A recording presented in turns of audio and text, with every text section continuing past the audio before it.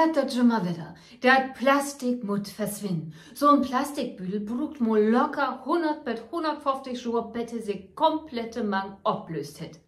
Wie findet in uns sehen schon mal mehr Plastik und damit auch schon mal mehr Mikroplastik in uns Essen oder in Kosmetika. Viel besser als ein Plastikbüdel ist die Papiertüte heitert. Ach, Plan B.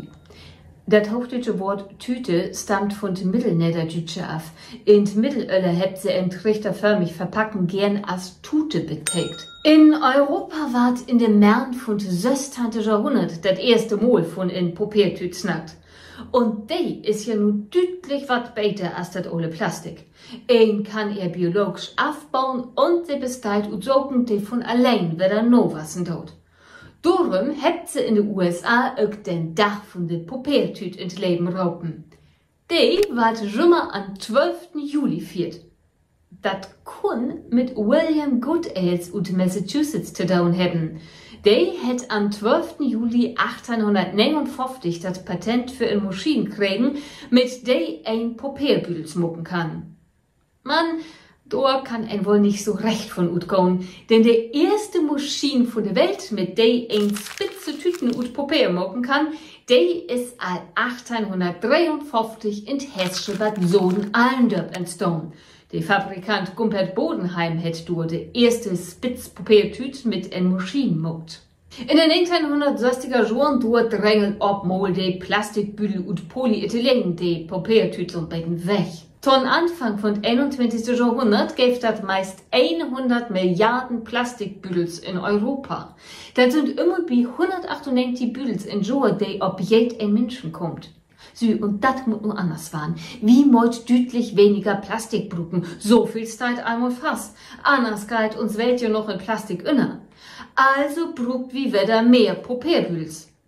Man, sind Papierbüdels denn nur so viel besser als Plastiktüten? Und wieso krieg ich immer noch, wenn ich was bestellen do, so viel Plastik? Kann der Versandhandel da denn nicht in Papier inpacken? Ja, genau mit der Frage beschäftigen wir uns bei Otto natürlich schon ziemlich lange. Zum einen kann man sagen, dass Papier und Kunststoff beide ihre Vorteile hat. Also Papier hat ganz klar einen Vorteil, was End of Life angeht. Also in der Entsorgung könnte man zur Not ja auch irgendwo in der Umwelt liegen lassen, würde sich zersetzen. Während Kunststoff viel besser ist, ökologisch betrachtet, in der Produktion. Das heißt, wir brauchen weniger Wasser, wir brauchen weniger Ressourcen und es wird weniger CO2 in die Umwelt gebracht als bei vergleichbarer Papierproduktion.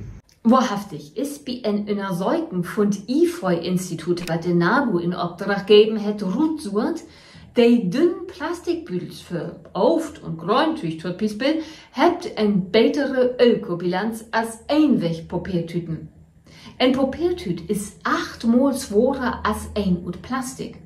Man düsset mehr an Material, braucht ein, dass die Papiertüten auch stabil sind. Und wenn so ein Papierbüdel einmal natt wird, dann döchte ja nur auch nicht mehr allzu viel. Weil das Institut für Energie- und Umweltforschung sagt, muss ein Büdel und Papier mindestens 4-mal braucht werden, bedat er aus ökologischer Sicht ein Vorteil gegenüber den Plastikbüdels hat.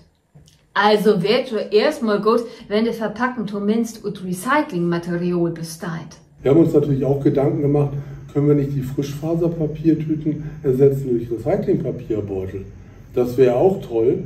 Dann hätten wir so einen Gleichstand vielleicht erreicht, ökologisch gesehen, zwischen Kunststofftüte und Papiertüte und würden auch parallel Papier anbieten können. Aber da ist es leider so, dass für die Produkte, die wir versenden von Otto, die Recyclingbeutel einfach nicht stabil genug sind. Denn dass ein Papiertüte stabil genug ist, muss ein bei der Produktion immer Frischfasern drucken. Und bums, schon kriegt wie wieder diese Plastikbüdels. Die womöglich sogar wieder jichtens wo in der See oder sonst wo abdücken dort. Kann du denn nicht mal was gegen tun? Das ist die aktuelle Otto White Plastiktüte, die wir jetzt, wo wir dabei sind, die gerade auszurollen, sodass wir sie perspektivisch ab nächsten Jahr hoffentlich zu 100% einsetzen können. Diese Tüte besteht, auch wie unsere jetzigen Tüten, aus 80% Recyclingmaterial. Nur, dass dieses Recyclingmaterial aus Ländern kommt, wo es keine entsprechenden Sammelsysteme gibt und wo Kunststoffverpackungen in der Umwelt landen.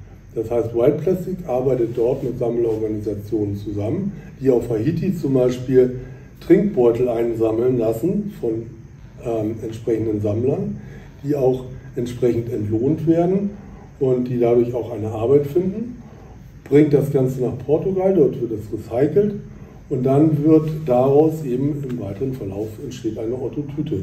Das heißt, wir retten sozusagen damit über Wild Plastic Material, was in der Umwelt gelandet ist und machen daraus wieder eine Verpackung. Und was ist mit diesen schicken Baumwollbüdels? Tja, auch die haben das bei der Produktion in sich. Ein Baumwollbüdel mögt wie minst 174 Mal mehr als ein Plastikbüdel brauchen, dat he einen besseren CO2-Fußabdruck durchlässt. Wenn ihr also in den Supermarkt an der Kasse dort und merkt, oh shit, ich habe allwetter ein Büdel zu min, dann kann die Papiertüte vielleicht doch die bessere Wohl sein.